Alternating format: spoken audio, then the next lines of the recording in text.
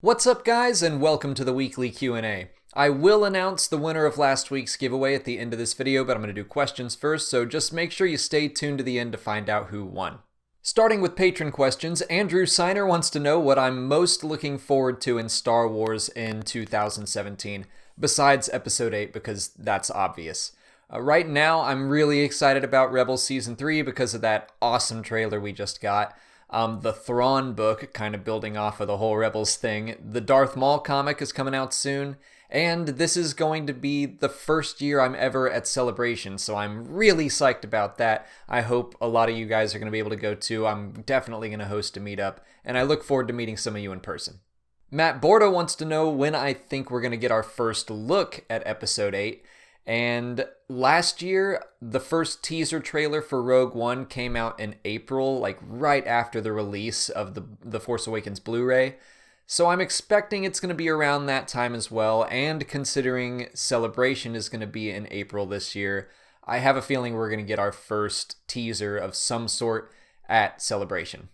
Adam Amaya asks if I have any sort of preference for the color of lightsaber Rey will make if she makes one, or if I'm cool with her just keeping the blue one.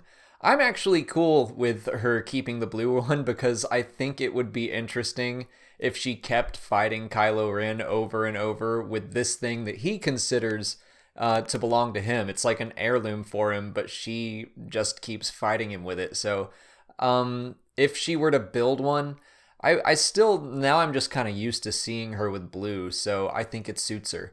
But it would be cool if for the first time she turned her lightsaber on, it was like a brand new color that we hadn't seen in live action yet. So, I mean, I'd be up for almost anything. I don't put too much stock into lightsaber color meetings. I know that they're out there and that they exist, but like, really whatever Rey has, I'll be excited about it.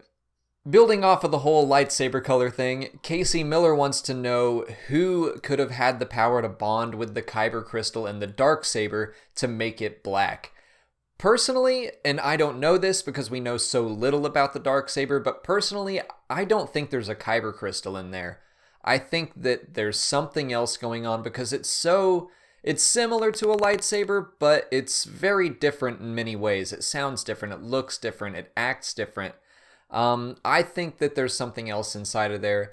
They've said that synthetic kyber crystals aren't a thing, but maybe this is the case of something kind of man-made powering the weapon, but I have no idea. That's just my own speculation based on how it looks and feels, and I really hope we get to learn more about it at some point in the future.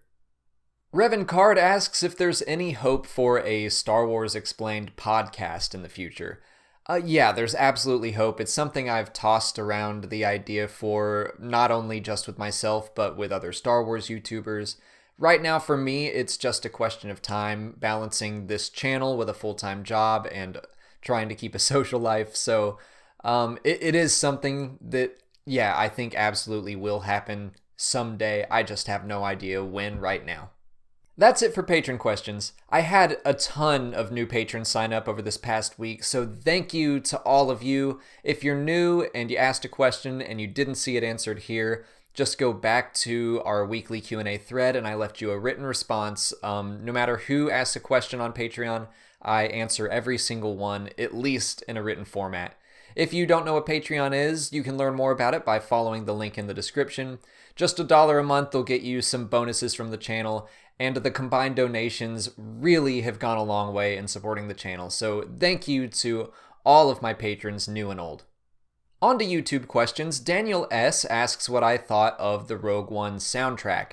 Coming out of the movie the first time, I didn't really talk about the soundtrack. It just didn't really stand out to me, so I thought it was adequate, and I mean that in a good way considering how little time there was to work on it.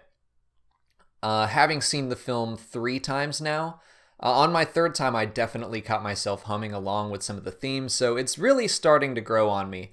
I wish that Giacchino had more time to work on it because it feels like there was more potential to be explored, and it was a rush job because Alexander Desplat left kind of last minute. I don't know if I said his name right, but it was like something where Giacchino, I don't know if I'm saying his name right either.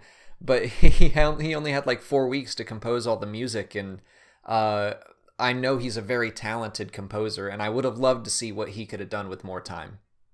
Kit Fisto wants to know if Scout Shadow Troopers are now canon because one of Saw Gerrera's partisans had a black Scout Trooper helmet.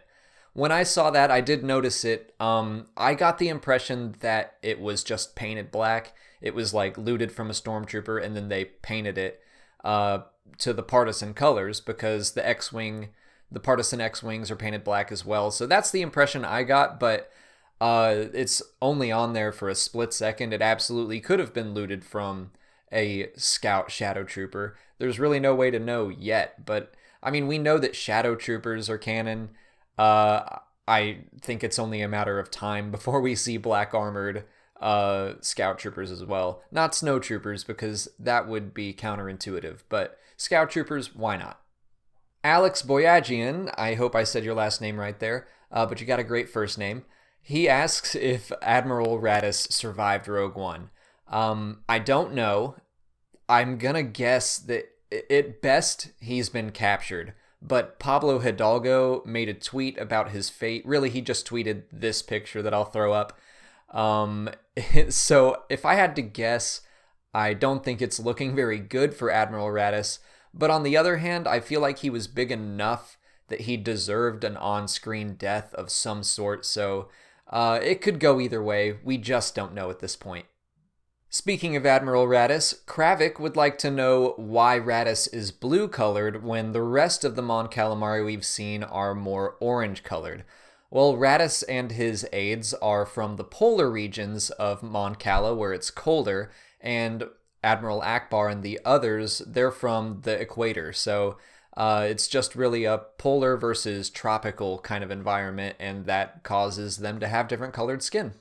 BrainPop14 asks if I think we're ever going to see any of the other Legends super weapons again, like the Sun Crusher or Centerpoint Station.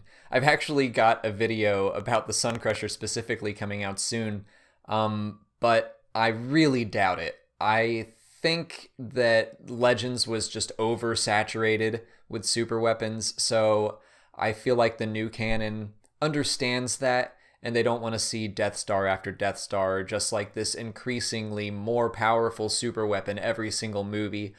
I think we'd all like to see some new threats come out, but I do think it's possible that some of the super weapons got kind of a nod, like in the Citadel, when they're in the vault and they're reading off those code names. One of them was Blacksaber. I think that has to be a reference to the Darksaber from Legends. And I've got some more thoughts on that. I'm doing a whole video about that next week. So I think that at best we will get nods and references, but I don't know that we're ever going to see like a film featuring the Sun Crusher, because I think people in general are tired of super weapons. And that's it for questions today. If you want to leave a question for next week's Q&A, just put it in the comments below, or if you're a patron, or if you sign up for Patreon, there is a weekly Q&A thread where you can ask your question there. But now it's time to announce the giveaway winners. The patron winner is Blake Martin, and the YouTube winner is Gregory Springfield. So congratulations to the two of you. I'm going to be getting in touch with you because I'll need some information like where to ship it and shirt size, and I think that's pretty much it. But thank you so much to everyone who entered the contest. Thank you to everyone who joined up on Patreon. It means the world to me, and I'm so glad that I could give something back to you. I will definitely be doing another giveaway when I hit 300,000, which actually might not be that far off at the rate that I've been growing, which is amazing, and it's all thanks to you guys. So I think that's all I have to say for today's Q&A. If you haven't already, please like this video, subscribe to the channel, follow me on Twitter, Instagram, and Facebook. As always, thanks for watching, and may the Force be with you.